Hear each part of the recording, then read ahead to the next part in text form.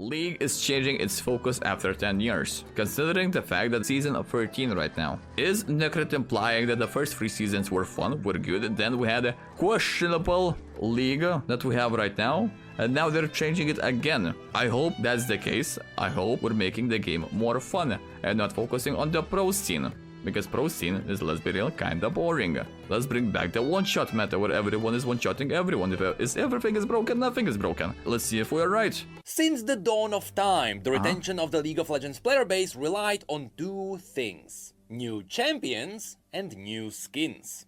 On the skin side, you might have noticed that Riot is still going very strong. Because they're making money from it. Releasing about 8 new skins every patch. In fact, it's kinda becoming a meme now. Every League of Legends event is a simple promotion for skins. Yep. But very quickly, we don't really have the opportunities anymore, but can we talk about the newest skins? Like, yeah, it's nice that they are vaguely themed after Dark Souls and Elden Ring, but can we talk about Cho'Gath? Yeah, this entire city, bro. This is literally the goated Cho'Gath skin, bro. That's entire city in here, bro. We've got the palace, we've got dramatic hands in here, we've got the dramatic hands grow inside of him, holding him together, bro. But, you know, that's only the splash art in reality, in game, bro. Before the ASU, bro. My boy needs ASU badly. That's in-game.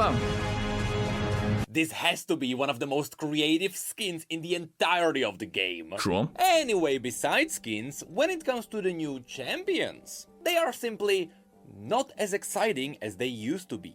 And Riot realized this. Which is why, very recently, we got the news that Riot will be changing things seemingly in a drastic way. About time, but the problem with the new champions is that, bro, every single ability is 15 pages of text. That's only ability, bro. Then with only active part. Then we have the passive part, that's another 15 pages of text. That's only one ability. So, you know, that's kinda sussy. Plus the gameplay is rather boring, I'd say. Not as exciting. And I think, yeah, the Riot mentioned the Darkened Dog. Yeah, they said it's going to be simple. They said the champion is going to be simple, with basic abilities and basic text. You know, that's what we need. And honestly, it feels like a change for the better. So, let's talk about it.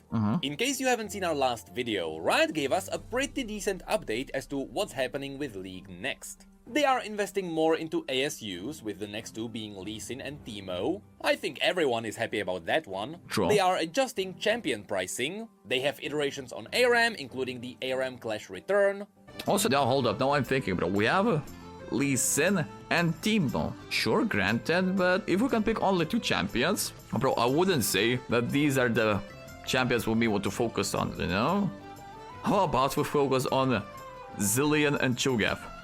Granted, everyone wants to play Teemo because Teemo is an easy champion and a lot of new players are playing him. But you know, so is Cho'Gath, so is Zilean. When it comes to lore, we still got nothing. After much begging and crying from the PC community, some Wild Rift exclusive skins will be ported over. And also, League's source code was stolen. But most importantly, they confirmed that some of the people who were previously working on new champions were now moved onto game modes. Yep. And this is something a lot of people glanced over, even though this seems to be a big deal. So let's talk about what this change really means. That maybe we're getting new game modes, which can be exciting, because as far as I'm concerned, what game modes do we have right now, chat? We have the classic staple that we are looking at: Summoner's Rift, ARAM, and rotating mode, which is Earth. That's it? No, we have the one where you are changing abilities, bro. How do you change that? Ultimate Spellbook. I feel like it's Ultimate Spellbook, no? Spellbook, yeah, that's the one. That's the name. Earth and AR Earth. Yep. We're missing mods. We're missing game modes. As I mentioned, on top of new skins, in the past, League was heavily driven by new champions. And back then, it worked. Especially true, because every single new champion was something new, and plus we didn't have a lot of champions. So whenever you're introducing a new champion, everyone was excited. But right now, since I feel like right now we have 162 champions, you know? There's not much room for creativity, let's be honest, bro. Take out the last couple of champs, and in every single one of them, you'll see the ability that has already been used. You have an ability that's auto-attack that scales with the percentage damage.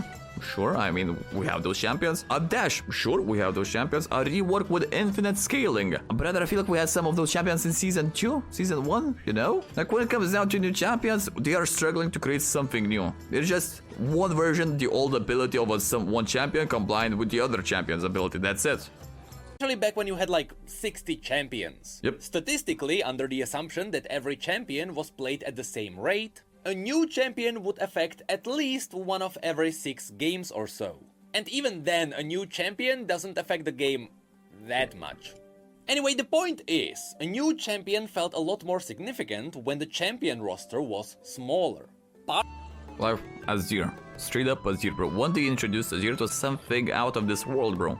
You have your minions that you're controlling them. You can bring up your own turrets to fight for you. That was something that we haven't seen before. Yeah, sure, you can say minions. We had OG Yorick. Yeah, because we had OG Yorick before the rework. But you didn't control those minions. They were just all random, bro. They see something with the health bar, they attack and that's it. But with Azir, you were controlling those guys. Partially, it was because of the story these champions brought to the table. And I'm not talking about the raw lore that came with them. When we only had 60 champions, and I'm using the word only loosely here, people simply cared more because there was less champions to keep track of. So when a new champion was released, people still had a bit of brain capacity to learn about the new champion's character. And abilities and character and a bit of lore and the skins. So you would be familiar with the champion you're about to face in the solo queue. Because let's be real, the new champion gets released, it has to be OP statistically. Everyone is picking it, everyone is first trying it. Because, you know, the new champion OP. Right now, bro, I don't remember when was the last time I was reading the abilities of the new champion. I still have no idea how Zeri operates, I still have no idea how Nyla operates. Because at the end, it's just the same gimmick that we already have from different champions. Fast forward to today, and the number of champions almost tripled. This means that over the years, the champion pool started getting watered down more and more. With every champion, it was another unique character. Which is good from the story's perspective. But from the perspective of the casual audience, they would eventually get to a point where they just wouldn't care anymore. And the exact same thing is happening on the gameplay side. At the beginning, a new champion usually brought new tools to the table. Like, remember when Xerath was released? He became one of the first artillery mages in the entire game. He pretty much introduced a whole new type of a champion. Granted, I mean, technically we're looking at the same artillery, I'd say Lux, we can call Lux. I mean, technically, we're looking at the range, I'd say the same, but granted, bro, Xerath was released, I feel like in Season 2, bro. Yeah, so basically, he was released before I started playing this game, and I've been playing this game for 10 years. So I imagine the impacts Xerath had was kinda significant. But on the same note, technically, Lux, with the range, you know? So when he was released, he felt really impactful. And later, as more and more champions were released, more and more of these gameplay holes were filled up. And League's overall roster became fleshed out. Which slowly started becoming a problem. Because when you already have a fleshed out, diverse pool of playable champions, adding in a new champion on top of that does nothing. Because at that point, the chances are the champion has the same tools as multiple other champions already in the game. That is exactly my point, bro. Look at Bel'Vev, yeah, Bel'Vev's Q. What is Bel'Vev's Q? Fiora's Q. Just instead of vitals on the enemies, you have vitals on your soul. Bel'Vev's Dub, which is a knockup. Well, just any basic knockup. Let's take Aatrox's Q. You know, let's take Aatrox's Q. Let's take Bel'Vev's E. Shield? Just shield? I don't know. One could see Jax's helicopter, but you know, the gimmick is the same. Ultimate is a bit different. Yeah, sure, granted, Ultimate is a bit different, but still, I wouldn't say it's very unique. And especially now that we have 162 champions, what new can you realistically give us? Which means that over time, people became less and less interested in new champions. It didn't happen in a burst. It's not like people became sick of new champions overnight. It was a slow decline. And hilariously enough, I mean, granted, we can look back at the Yumi, where they introduced a goddamn cat on the book. So I imagine interest dropped a little bit. I know what it looks like, but if you have a look at the past champion releases, the breaking point was Seraphine.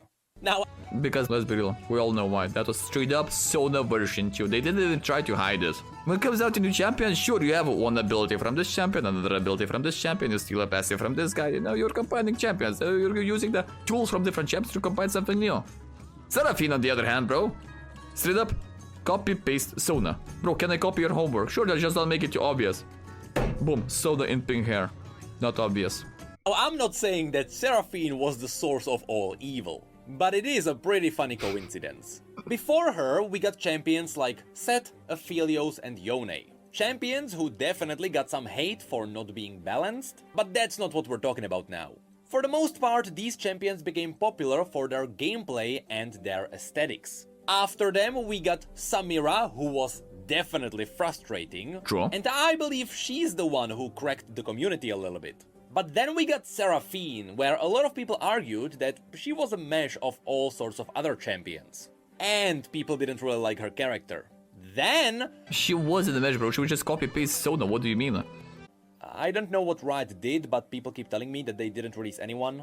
Which was followed by Viego, a very popular champion. Gwen, another one who angered the community with her Wait, why everyone angry? What's wrong with Gwen? At the release she was busted, but what's wrong with that? immunities. Akshan with the revive, Wait, what? another one who angered the community with her immunities. Oh yeah, her dub was kinda insane. Akshan with the revives who followed in the exact same steps. Vex was the last one who seemed like a bit of a light at the end of the tunnel, but then the tunnel dimmed again. And it dimmed all the way to the present days. And so, over the years, champions became less and less of a driving force in League of Legends. And as people started caring about new champions less and less, it drove forward the importance of skins. This is why, about 3 years ago, Riot went through a little bit of a shift with new champions. Instead of the champions being the big focus of a big patch, beginning with the Spirit Blossom event, Riot started bundling new champion releases with the releases of new skin lines. They still separated the release to give the champions some breathing room. For example, they would release the skins first and then 2 weeks later the champion would come out as well, but they were all still part of the same big patch. And apparently, this shift in marketing was a bit of a success. It seems like champions released as a part of an event did get a bit of a boost. With the only recent champion who did not do this being Renata, who got a skin that was unrelated to anything. But the problem with this kind of marketing is that if the event is not good, it will drown the champion even more. Now, the question is, when was the last time we had a proper event? Chat, when was the last time we had a proper, decent, normal, good event? Bro, the only thing I can think about is when Gangplank died. That was a proper event. That's it. That was an amazing event. But afterwards, I don't know. Odyssey event maybe? Yeah, granted, Odyssey was unique. It felt like playing a bit of Overwatch, PvE mode, because you were playing against mobs. So yeah, that was something. Nexus Blitz, we're talking... Okay, what skins came from with Nexus Blitz? I'm not playing League for that long to point out any event. I'm playing since Viego release. What was Viego release? But still, yeah, that's what I'm talking about. We didn't have any proper events since then, I think. And unfortunately, Star Guardians proved this. When Star Guardians 2022 released, 2 things happened. First of all, everyone knows that the event wasn't received well. We got a visual novel for the 3rd time, we got recycled spellbook and, I believe, 10 new skins. Let's be real about no one, realistically, no one gave a damn about the visual novel. You just speedrun, collect your loot from that novel, you use the loot, well, on rewards. You get the orbs, you get the boxes, you get the keys. If you're simping for the Star Guardian skins, sure, you are grinding it, and you are getting a prestige skin, that's it. But reading the novel, playing the entire roleplay, don't think so. And unfortunately, Neela was part of it. She got to be part of the visual novel, which, to be fair, that part was probably the most interesting, but she came a bit later, and by that point, people already got bored of the story, and they started skipping most of the visual novel. Also, this meant that she got a bunch of Star Guardian lore, but she also got her own canon lore on the side, which prevented most people from getting a clear picture as to what her character is like. But all of this is still part of the first problem, the fact that the event didn't really stick the landing. The second problem is that Riot released 12 skins. And since Neela was one of them, she immediately got drowned by all the new stuff. And so in her case, even though she got bundled into a big event, it still didn't help with boosting excitement for that champion. Which, at this point I should say, I'm not saying nobody was excited for that champion. I'm just saying, statistically, over the years, people got less and less excited for new champions. Also, let's be real that Niall is a bit of a sassy champion with her 360 windshield, wind block, billions dashes. Like, I swear to god, they just created a female version of Yasuo in the bot side. And by the way, she's considered as melee, not range. So yeah, I wonder why people were not excited about this champion in the bot lane. This isn't just my random opinion. Based on the feedback Riot got from the latest news, that really seems to be the case. And Riot themselves acknowledged it, which finally brings us to the big change. For the first time since the dawn of League's time, Riot is shifting their focus away from new champions, but not from new skins, and toward... Because at the end of the day, yeah, we already have every single champion, we already have every single combination, bro. As far as I'm concerned, everything has been created when it comes down to skills and abilities. It's just a matter of mixing it up in the decent proportions. Mix and match, that's how we get a new champion, bro. We'll pretty much have everything. Skins? Sure, skins is the only thing that's keeping this game alive from the point of view from the money side, you know? Because the game is free. Champions are free, bro. You just have to play it. So where do we bring the money? Skins. That's it. New gameplay. As I mentioned in the video, they confirmed that there will be less people working on new champions and more people working on the Summoner's Rift team, as well as the game modes team. As I just explained, based on Riot's history with new champions, this absolutely makes sense. And it is reassuring to see Riot making this step. In most cases, when the player's interest in a game shifts around, if the game doesn't shift around with them, they will suffer a big player loss. To give you a great example of this, over the years, Fortnite slowly bled some of their players. Because after some players mastered the art of building... Oh, that was disgusting, bro. Like, let's be real, at the very beginning, Fortnite was borderline amazing. When no one knew how to build, that was absolutely amazing. This was something novel, fun, and easy to play. Bro, that was fun. That was the most fun I had in years. Playing Fortnite when it released. But then, sweaty 9-year-olds who, instead of watching Mr. Beast, they decided to, you know, how about they go into creative mode and spam a little bit of a stair building. A little bit of a building mode, you know? Then, like in Dragon Ball, in the time chamber, after 2 days, those sweaty 9-year-olds leave that chamber and swear to god, bro, they are one-shotting everyone. Because they are going into the... In 1 second, you're engaging in a fight and they are building the entire World Trade Center in the middle of the map in Fortnite. In the span of 2 seconds. And sniping you from the very top of it. This is where the game fell a bit different. They could dominate nearly every lobby. And so, Fortnite shifted around and gave people the no-build mode. Let's be real, it only took them 5 years to realize that, you know, maybe people don't want to go in the build mode. Don't be outmatched by a sweaty 9-year-old who is building the entire city in a second and sniping you from all the sides, you know? Which skyrocketed the player base because they followed what their players were interested in. Oh, true that, bro. I came back to this. I played Zero Build. That was fun. We played with the boys, bro. That was so fun. Despite the fact that building is what separated Fortnite from the other battle royales in the first place. Yes, and also no. Sure, the main aspect from the gameplay, you could argue it was building, granted, because no other battle royale had the building. But it was the Fortnite's simplicity and the simple visuals that actually were the bait that actually got the player base. Because that was a good bait and it was working, bro. And League is now facing a similar challenge. Can they shift their game around to satisfy players who are no longer satisfied by new champions? Yes, just make League of Legends classic. Season 1, Season 2, Season 3. Pick your season, play in that season. Everything in there. No new champions. We've got no Yumi. We've got no Yasuos. No, maybe no. In season 3 we had no Yasuo. No Nylas. No Zeris. No Viegos. No Samiras. No Cassantes. No busted tanks. No Heartsteals. Just give me those seasons and we can have some fun. You know?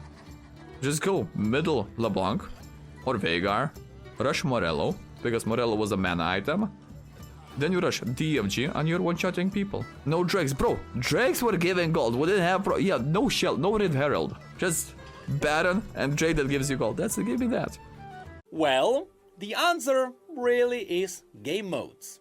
Champion band rotation. Yeah, also no picks, no role selections. Huh, chat? You might be thinking, what is he talking about? Bro, we had no role selections. Right now you go into the lobby, you queue up for the game, you select, I want to go jungle, I want to go middle. A secondary role, you know? That's what you're gonna get. Of course, in 1 in 10 games will be autofill to support, as or maybe ADC classic. But you will get your roles, your middle, your jungle, you know? That's what you will get. Back then, brother, it was who got the first pick. It's got 5 bozos on each side, and if you're a first pick, you get to decide where you want to go. You say, I'm middle, that's it, you're middle, because you are the first in the order. Last one, everyone knows, last one was always support, bro. You're screwed. If you see yourself being last in the drop pick, in the rank solo queue, back then, you know you're support, bro. There's no arguing about that, because no one wanted to play support. Or to be more precise, game experiences. As I mentioned, Riot is now shifting their focus on the gameplay of League of Legends, which means more experimentations with game modes, as well as bringing back older game modes, hopefully besides just Earth.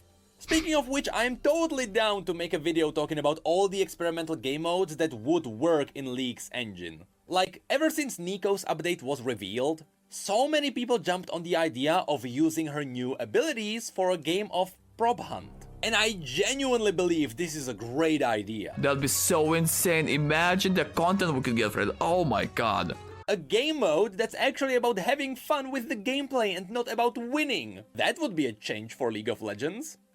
Speaking of fun modes, bro, I remember back in the day we had football. It was on the map, I feel like it was on the map of Dominion. We had football where Teemo was the ball. Yeah, there would be one Teemo on one side, and then there would be 2 people on each side trying to score Teemo into the goal, try to score the goal. So one of the strategies would be you just rush Alistar and you're just trying to push the Teemo into the goal. That was fun, bro. So let me know if you'd like to talk about this topic. There is a lot more that we can put together. Anyway, game modes are not the only new experience that Riot is fiddling with. In case you don't know, last patch, Riot was testing something called cupcakes for heartaches. What? Apparently, this was a test for a new kind of meta experience, just like the visual novel, except it is not gonna be visual novel. In case you haven't heard about it, that's because this was only teased for Australia. And the entire thing was very simple. It was Why Australia gets something we didn't get? What do you mean? Why Korea didn't get it? Why Europe didn't get it? Why NA didn't get it? What do you mean? all in client. There are 3 missions and you completed them by clicking at 3 things that were around the screen. It was all supposed to be you baking cookies. It didn't really look like much, but that's because that was on purpose. It was a test. Because in the background... Oh, so that's what we're doing. That's why Australians got it, because we're testing shit on Australia. So proper regions like Korea, Europe, and they are not risking that. Gotcha. There is a big twist. This entire thing was made in Unity. And it was a test to see if Riot can make actual minigames inside the client. I mean, when Arcane came out, remember when we got that 3D point-and-click game that looked like it was from the 90s, but it was... Oh, bro, it was straight up horrible, bro. It was lagging, everything was crashing. It was quite impossible to click on the things. Oh my god, it was horrible, straight up disgusting. But we all went through it because we needed to get free loot. Was running in your browser. I love that one, and if Riot is trying to figure out how to make that run in the client, that's awesome. Sure, just make as long as it runs smoothly and it doesn't lag and it doesn't crash, bro. I'm down for that, but bro, just make sure it runs. I have to say, after I started diving into the rabbit hole that Genshin is, I noticed that they have a new gameplay event like every 2 weeks. And it goes from crazy battle events, to massive puzzle minigames, to apparently prop hunting, and even fighting with beetles. And honestly, that's what League should be aiming for. Imagine instead of fighting with beetles, we are fighting with yordles. Like, insert that Simpsons meme where everyone is standing on a boat, they are in a circle and there are monkeys fighting in the center. So we have the same scenario, we've got everyone from League of Legends, champions, standing in the circle, and we've got yordles fighting in the center. Oh, that would be so fun. Honestly, that's what League should be aiming for. True. Hooking people with innovative gameplay, not just sprinkling some champions on an already baked cake. After all of this news, I am now confident that Riot is actually working on something great. But the issue is that this will probably take time before they implement something. Also, Riot is working on Riot MMO, which should be great, but yeah, this will take time. Which could be pretty bad, because it seems like the community really doesn't have patience anymore. And so really what's gonna happen in the upcoming months might dictate what's gonna happen to League in the future. Thankfully, on one side, Riot Forge is always ready to save everyone. But also, there is the darker side. Since it was pretty much confirmed that new champions might slow down a little bit, this also means that the lore will suffer. Because new champions always brought new stories. Now there will be even less of that. And unless they have a separate team that is working in Riot's MMO who is developing the lore. You know, I'm fine with that. We are already at the bottom of the barrel. What are you gonna do? Push us to hell? Yep. Actually possibility. An actual possibility. It is with this, and that's the video.